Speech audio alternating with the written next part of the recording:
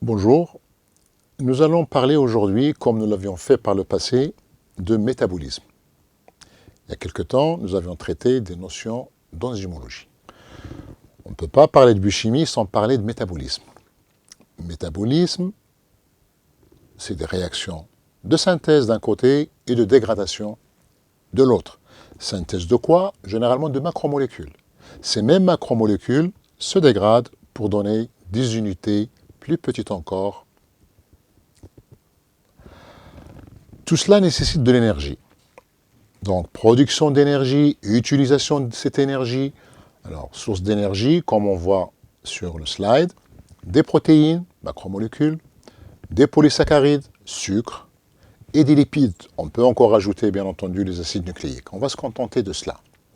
Et on voit que tout cela converge pour former, via, bien entendu, des cycles plus compliqués encore, qu'on essaiera de développer par la suite, pour former ce qu'on appelle ATP, adénosine triphosphate, riche en liaisons énergétiques.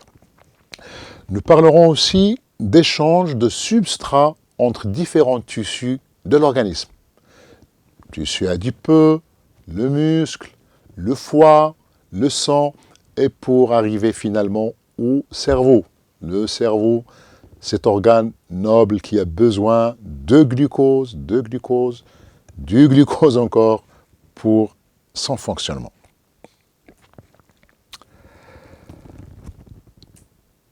Alors, comme dans toute notion, nous allons parler de principes généraux du métabolisme. Primo, production de l'énergie. En ce qui nous concerne, l'énergie pourrait nous venir essentiellement de l'alimentation. D'accord ? Alimentation, qu'est-ce qu'on ingère généralement? Des molécules de nature protéique ou glucidique ou lipidique. C'est des macromolécules. Ces macromolécules vont se dégrader. Et rappelez-vous, les réactions de dégradation, on appelle ça catabolisme. Donc le métabolisme d'abord, c'est le catabolisme. Secondo, production de ces macromolécules qui sont nécessaires au fonctionnement cellulaire à partir d'un certain nombre de molécules plus petites. Alors on prend l'exemple, fabrication de protéines. Protéines, macromolécules. Faites de quoi? Faites d'acides aminés. Plusieurs acides aminés qui nous donnent une protéine, plus grande encore. Synthèse. Cette protéine, quand elle se dégrade, selon le catabolisme, dégradation de molécules, pour nous donner ces unités qui sont les acides aminés. Alors, l'anabolisme, c'est l'ensemble de réactions de synthèse. Pour réaliser ces synthèses, il faut du matériel de départ. Ce sont des molécules de faible masse moléculaire. Alors là, on va parler de CO2, gaz carbonique, acétylcoenzyme A, des métabolites, des cycles de Krebs, des acides aminés, des glucides simples. Tout cela, on va les voir dans des cycles plus en détail pour nous permettre la synthèse de molécules plus grandes encore. Pour arriver à quoi? À ce produit final, macromolécules essentielles, on avait dit, au fonctionnement de base, etc. Et tout cela nécessite un apport énergétique. Alors, il y a plusieurs stades dans la réaction d'anabolisme. Rassemblement de ces éléments de base, qui peuvent être l'azote, des NO2, du carbone, du gaz carbonique, des sucres, etc. Synthèse de monomères. Monomères, pour les glucides, ce sont les oses.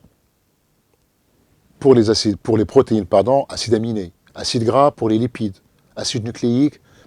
Nucléotides pour les acides nucléiques. Encore un autre stade, assemblage de ces polymères. Pour synthétiser, en l'occurrence, des macromolécules comme les protéines, comme l'ADN, ARN, glucogène ou l'amidon, et des phospholipides très importants dans la structure des membranes. Enfin, assemblage des structures pour permettre justement leur intégration dans des membranes cellulaires et autres. Catabolisme, ensemble de réactions de dégradation. Alors, pour l'anabolisme, synthèse, on avait besoin de monomères pour synthétiser des macromolécules. Pour le catabolisme dégradation, c'est un peu l'inverse. On aura besoin de macromolécules ils vont être dégradés et pour donner des monomères plus petits. Qu'on produit, encore, quand les réactions sont totales, la formation d'eau, de gaz carbonique, de l'urée. On parlera de l'urée un peu en détail. Production d'énergie, tout cela. On avait dit au départ, comme source d'énergie, c'est le catabolisme qui nous permettra la fabrication d'énergie. Alors là, on va s'attarder un tout petit peu dans le stade 2, formation d'acétylcoenzyme A. On en parlera parce que c'est sous cette forme qu'il aura son intégration dans le cycle de Krebs. Le cycle de Krebs, on le verra aussi, production d'eau, de gaz carbonique, de NADH, ATP, production d'ATP via la chaîne de transport. Alors, chaque étape est généralement irréversible. D'accord ? Dans des conditions in vivo. Et chaque réaction est catalysée par une enzyme différente. Le flot des molécules le long d'une voie métabolique dépend essentiellement de l'abondance du substrat et des produits. Donc il y a une régulation. La régulation est très très importante. C'est pour ça qu'on avait parlé des enzymes avant. Les enzymes, régulation, pour permettre un bon déroulement normal, physiologique, du métabolisme. Certains enzymes peuvent être regroupés en complexes, des complexes enzymatiques, où il y a plusieurs enzymes. Les réactions métaboliques ne sont pas isolées les unes des autres. Quand on parle, c'est comme la cinétique enzymatique. On dit au temps T0, il y a ceci, puis il y a consommation de substrat, production un peu de produits, etc. Et on arrête un peu le temps pour expliquer, pour comprendre. C'est kiff-kiff pour la réaction métabolique. Nous, on s'arrête pour les expliquer, mais en réalité, ils ne sont pas isolés les unes des autres, elles sont liées. Certaines voies, telles la glycolyse qu'on verra, le cycle de Krebs, sont le point de convergence de nombreuses réactions métaboliques. Il y a plusieurs réactions métaboliques, et finalement, ils convergent toutes ou vers la glycolyse ou le cycle de Krebs. Certaines molécules sont utilisées dans plusieurs réactions. Vous avez un acide aminé, par exemple, qu'on produit d'une réaction de dégradation. Cet acide aminé, il peut servir à la synthèse d'une autre protéine, comme il peut servir à donner un métabolite du cycle de Krebs ou autre chose. Là, on a pris l'exemple de l'alpha-cétoglutarate, comme son nom l'indique, c'est un acide cétonique. Cet acide cétonique, il peut être oxydé pour permettre la glyconéogenèse, par exemple, ou il peut, via des réactions de transamination, donner naissance à un acide aminé, qui est non indispensable, puisque les acides aminés indispensables ne peuvent pas être synthétisés. Toutes ces voies métaboliques forment des réseaux, comme on l'avait dit. Elles sont liées, sont intégrées. L'ATP, cette énergie, c'est la monnaie d'échange qui fait fonctionner le métabolisme. L'ATP est une molécule essentielle en métabolisme de tous les organismes vivants. Là, bien entendu, on parle de l'ATP, c'est un peu l'habitude, mais il ne faut pas oublier le GTP aussi, guanosine triphosphate, qui aussi joue un rôle. Donc, selon la nature, est-ce que c'est animal ou végétal? La source d'énergie de l'ATP, ou les sources, provient de l'hydrolyse de groupements phosphate, parce que l'ATP, comme son nom l'indique, c'est l'adénosine triphosphate. Vous avez 3 molécules d'H3PO4, l'acide phosphorique. Et l'hydrolyse de ces groupements phosphates crée de l'énergie. L'ATP est souvent couplé à un substrat pour former un intermédiaire instable. Et cet intermédiaire qui est instable, donc il est susceptible de réagir. L'ADP est aussi utilisé pour la synthèse d'ATP. Retenez s'il vous plaît que le glucose est l'unique sucre reconnu par les cellules. Le glucose, il est indispensable au fonctionnement de certains tissus, en l'occurrence le cerveau. Le glucose est le carburant, guillemets, cellulaire majeur. Le glucose n'est stocké qu'en faible quantité, sous forme de glycogène dans le foie, en faible quantité dans le muscle, et il doit être consommé sur place. Donc, je rappelle, on parle de métabolisme. Métabolisme, il peut être des protéines, des acides aminés, des glucides, des lipides ou des acides nucléiques. Aujourd'hui, nous parlerons de celui des acides aminés. Et au passage, nous allons évoquer, rappeler un peu le rôle ou certains rôles des acides aminés. Les acides aminés, on le sait, interviennent dans un nombre important de cycles biochimiques, tels la formation de l'urée, cycle de Krebs, on parlera de tout ça en détail. Par modification chimique, certains acides aminés sont transformés en molécules qui jouent des rôles biologiques importants. Exemple de l'histidine, un acide aminé, par décarboxylation, il nous donnera l'histamine. L'histamine, là, quand on parle d'histamine, tout de suite on pense aux antihistaminiques, donc le phénomène d'allergie, etc. Le tryptophane, acide aminé aussi, donne de la sérotonine. C'est un neurotransmetteur, hormone de croissance des végétaux. La tyrosine nous donne de l'adrénaline, de la noradrénaline, des hormones surrénaliennes, et qui sont des transmetteurs du système nerveux. Nous donne de la thyroxine, hormone thyroïdienne, et enfin de la morphine. Et on connaît le rôle de la morphine. Donc vous voyez, ces acides aminés, selon ou par voie métabolique, par catabolisme, par modification, ça peut être désamination, transamination ou autre, ou par synthèse, nous donnent différents composés qui ne sont pas de moindre importance. Les acides aminés, on le sait, enchaînés les uns aux autres, donnent naissance à des peptides. Peptides, c'est des petites molécules protéiques. Mais peptides qui ont un rôle physiologique très important. On prend le glutathion.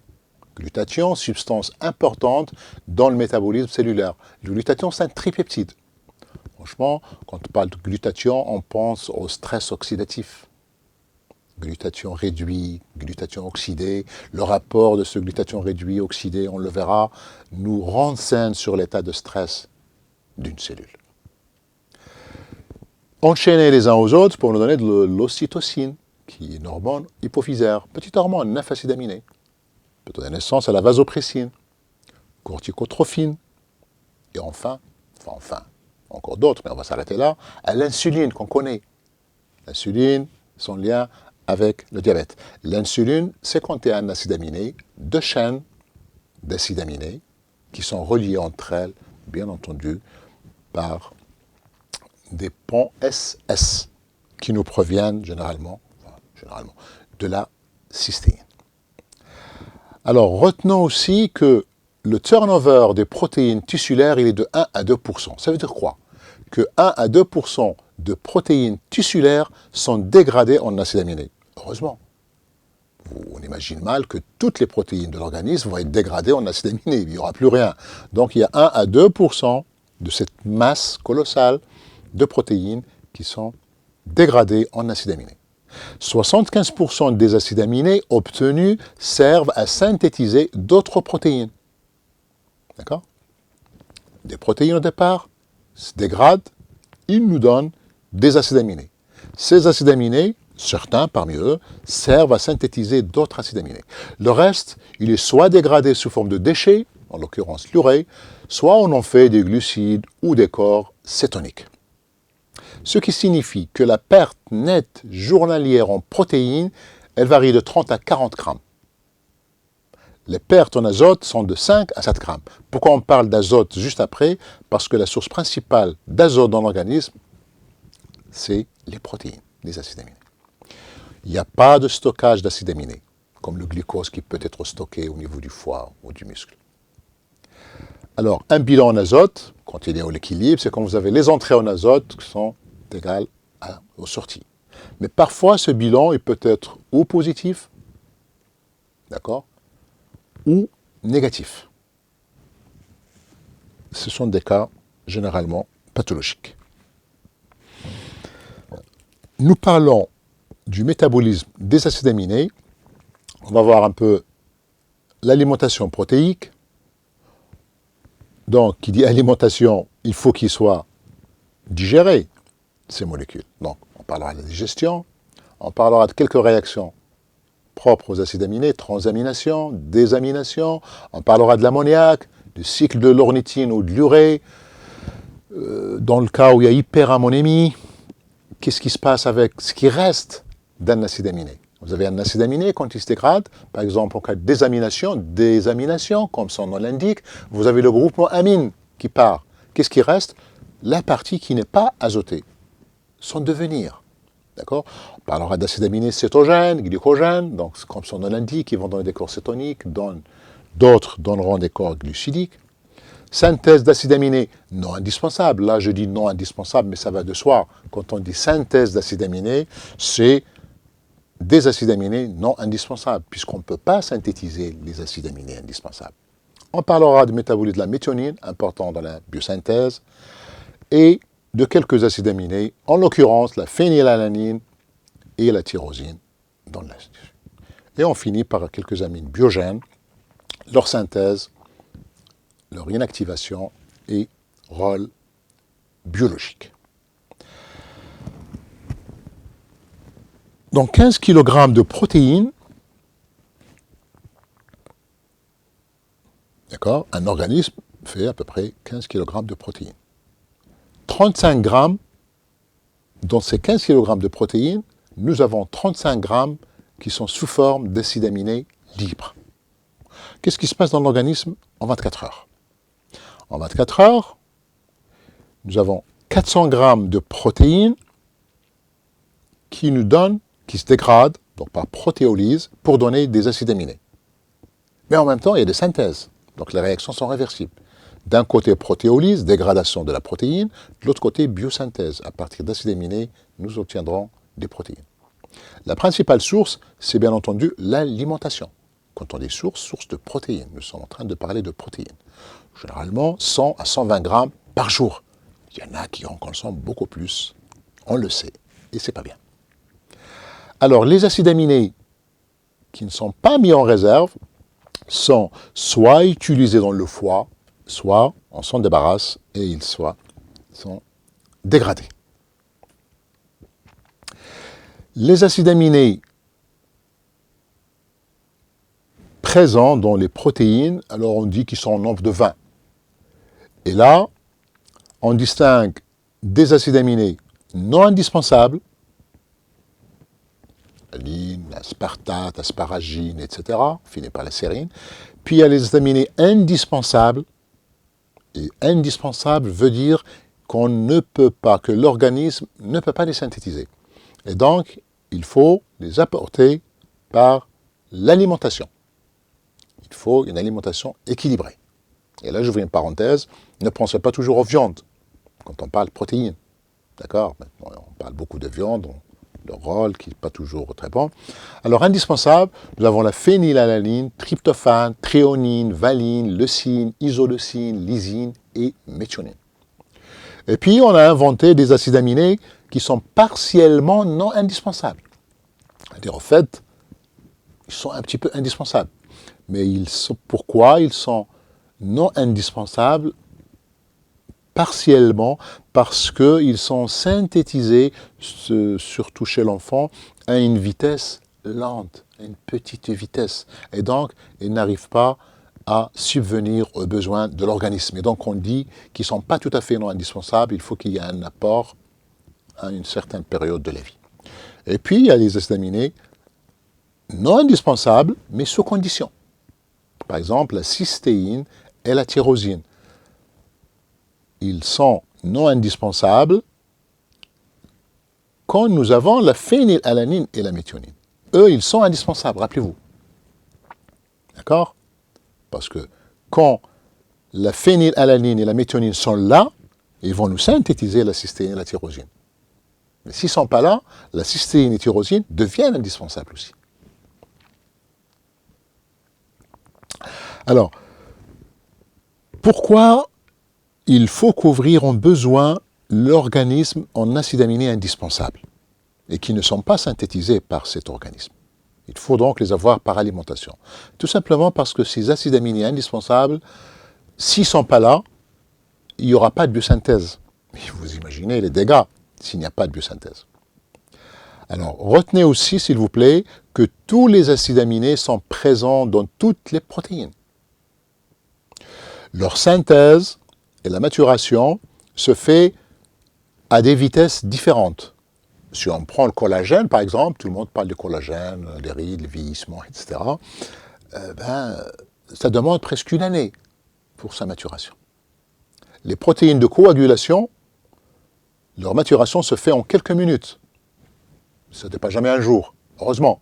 Parce que vous imaginez, si ces protéines ne sont pas là, ils ne sont pas matures, etc., on aura des problèmes de coagulation. Alors, 80% des acides aminés sont utilisés dans la biosynthèse. Biosynthèse de quoi? D'autres peptides, d'autres protéines, des hormones en l'occurrence. Leur désamination peut aboutir au glucose, ou si la réaction est totale, nous obtiendrons le gaz carbonique et de l'eau. Le NH3 protéique converti en urée, puis éliminé dans les urines. On verra ça dans le cycle de l'urée. 95% de l'azote total sont renfermés dans les acides aminés et dans les protéines. Le bilan azoté, bilan donc absorbé et celui éliminé, c'est un indicateur de l'état des métabolismes des acides aminés.